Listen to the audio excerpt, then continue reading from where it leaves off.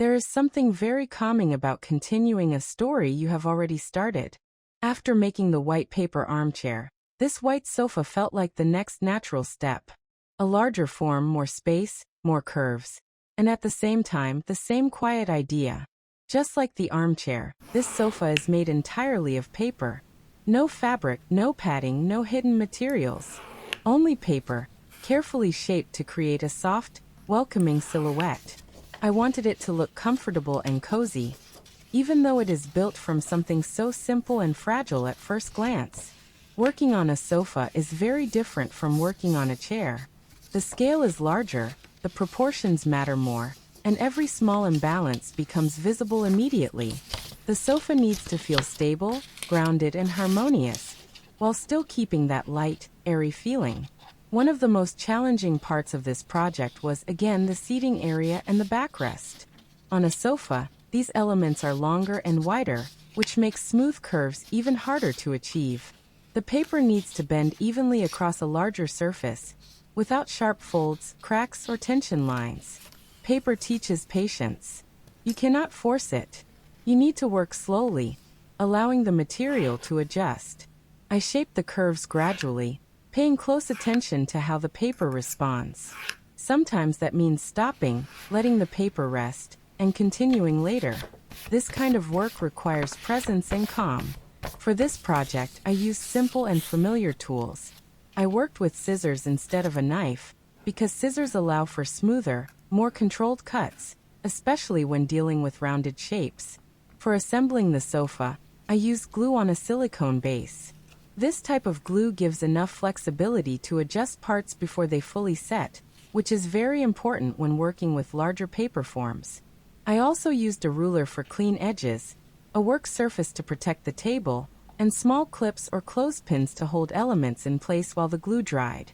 Making a paper sofa is not about rushing toward a finished result. It is about enjoying the process itself. Paper miniature making is a form of slow creativity. Each step builds on the previous one. Each curve, each joint, each small adjustment matters. This white paper sofa can be used in many different ways. It fits beautifully into a dollhouse living room, a miniature lounge area, or a cozy interior scene. It can become part of a decorative composition or a storytelling setup, where every object plays a role in creating atmosphere. Many people find miniature making deeply relaxing. Working with small forms helps shift focus away from everyday worries and into a quieter, more mindful space. A sofa, even in miniature form, represents comfort, rest, and home. It invites you to imagine a moment of pause. Although this sofa is made entirely of paper, it offers endless possibilities for decoration and customization. Fabric can be gently glued onto the surface or placed loosely on top to create a layered, cozy look. Even a simple piece of fabric can completely change the character of the sofa. You can add cushions, throws, or small pillows, and cover them with fabric to bring warmth and softness into the scene. Paper and fabric work beautifully together. The structure of paper combined with the softness of textiles creates a very atmospheric result. This combination allows you to experiment with styles, colors, and textures while keeping the base form clean and minimal. If you wish to protect your finished piece, there are different options. Some creators use epoxy resin to make their miniatures very strong and durable. Others prefer water-based varnish, which dries hard and protects the surface while keeping a natural appearance.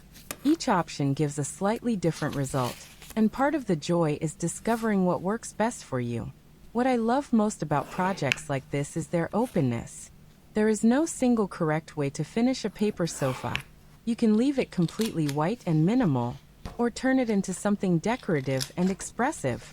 The possibilities are truly endless, limited only by your imagination. Miniatures remind us that creativity doesn't have to be loud. It can be quiet, slow, and thoughtful. Working on this sofa felt like an extension of that idea, a continuation of a calm, gentle process. If you have your own ideas, techniques, or creative approaches to working with paper miniatures, I would love to hear about them. Please feel free to share your thoughts in the comments. Your ideas often inspire new directions and future projects. Thank you for spending this time with me. I hope this white paper sofa inspires you to slow down, explore your creativity, and enjoy the beauty of small, carefully made things.